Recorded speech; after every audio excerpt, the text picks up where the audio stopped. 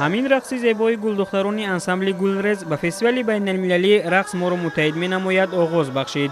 номераи ҳунарӣ шаҳррез ном доштад. дар он ҳамчунин гурӯҳи шашмақомсароён бо ҳамовозии оркестри давлатии симфонии дастгоҳи иҷроияи президенти ҷумҳурии Тоҷикистон ҳунарнамоӣ карданд.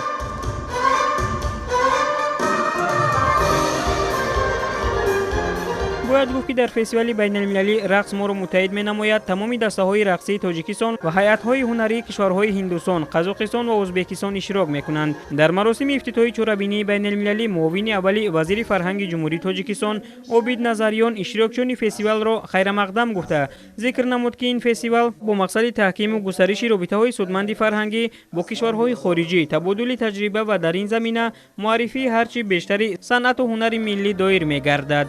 Мы приехали из Казахстана, Акмолинская область, город Кокшетау. Приехал ансамбль танца ГАКО Акмолинской областной филармонии. Привезли, согласно положению, 3 танца разноплановых. И очень рады, что пригласили нас на этот фестиваль. К сожалению, в нашем ансамбле нет в репертуаре таджикского танца. Но, думаю, вот сейчас, увидев разнообразие хореографии Таджикистана, у нас тоже в репертуаре появится танец таджикский.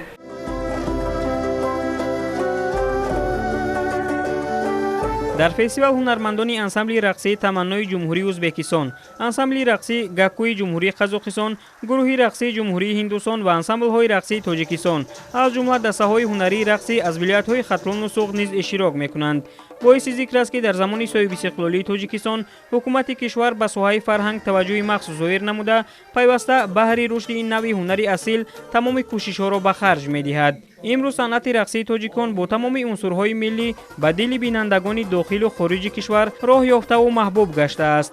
фестивали байналмилалии рақс моро муттаҳид менамояд то 14 май доир шуда барномаҳои ҳунарии кишварҳои иштирокчӣ 12 май дар шаҳри Норак ва 13 май дар шаҳри Ҳисор идома меёбад.